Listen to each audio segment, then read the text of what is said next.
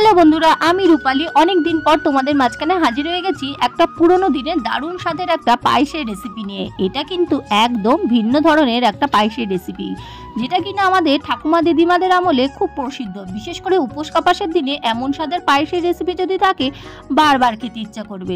বড় থেকে ছোট সকলের পছন্দ হবে। এর জন্যই লাগবে প্রথমে বড় দানার সাবু, বেশ কিছুক্ষণ ভিজিয়ে রেখে দিয়েছিলাম অল্প একটু জলে, তার সাথে কাজু কিশমিশ, বড় এলাচ, ঘি। প্রথমেই চলো রান্নাটা শুরু করে দিই, আর তার সাথে সাথে বলবো তোমাদের কীভাবে রান্নাটা করতে হবে, আরও কী কী জিনিসপত্র লাগবে।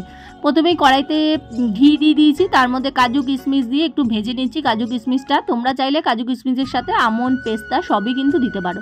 কাজু কিশমিশটা ভেজে তুলে নিলাম। তারপর ওই ঘিয়ের মধ্যেই ভেজানো সাবুটা, অর্থাৎ বড় দানার সাবুকে ভালো করে 3-4 বার করে ধুয়ে নিয়ে তারপর সাবুটাকে অল্প একটু জলে 1 ঘন্টা মতন ভিজিয়ে রাখতে হবে। দেখবে সাবুটা বেশ ভালো করে ফুলে যাবে আর বেশ নরমও হয়ে যাবে। তারপরে ওই সাবুটাকে কিন্তু ভালো করে ঘিয়ে একটু হালকা করে ভেজে নেবে। দেখবে হালকা একটা লাল লাল ভাবও চলে এসছে, আর বেশ সাবুটা কিন্তু সুন্দর দেখতেও লাগবে। আর দেখো সাবুটা কিন্তু ভালো করে ভাজা হয়ে গেছে, আর দেখতেই পাচ্ছ যে কত সুন্দর বেশ বড় বড় হয়ে গেছে সাবুগুলো। চলো এবার কড়াইতে ঢেলে দিলাম 1 লিটার দুধ। 1 লিটার দুধটাকে ভালো করে একটু গরম করব। আর 1 লিটার দুধের জন্য কিন্তু মাত্র লাগবে 50 গ্রাম সাবু, কারণ সাবুটা যেহেতু ফুলে বড় হয়ে যাবে তাই জন্য কিন্তু একদমই অল্প সাবু লাগবে।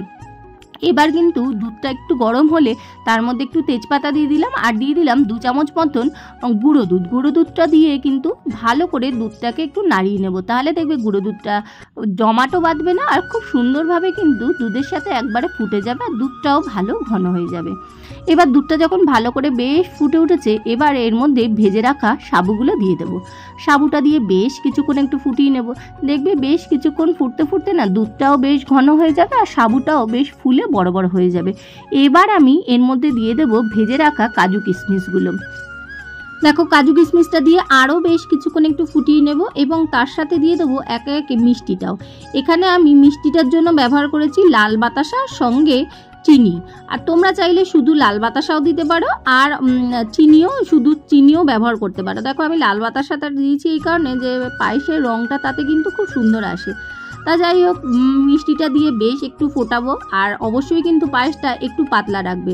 আর দেখো একটু এলাচ গুঁড়োও দিয়ে দিলাম। আমি এখানে 3-4টে এলাচকে ফাটিয়ে দিলাম, তোমরা চাইলে শুধু এলাচ গুঁড়োও ব্যবহার করতে পারো। এবার এটা আরও বেশ কিছুক্ষণ ফুটিয়ে নেব। ফোটাতে ফোটাতে দেখবে দুধটা যখন সাইড দিয়ে ঘন হতে থাকবে আর সাবুগুলো বেশ ফুলে যাবে, তখন কিন্তু আস্তে আস্তে আমাদের বুঝতে হবে যে পায়েসটা একদম হয়ে গেছে। বেশ কিছুক্ষণ পর আমি তোমাদের দেখাচ্ছি একদম এই পর্যায়ে, যাতে পায়েসটা একটু পাতলা থাকে সেই অবস্থায় কিন্তু পায়েসটাকে আমাদের নামিয়ে নিতে হবে।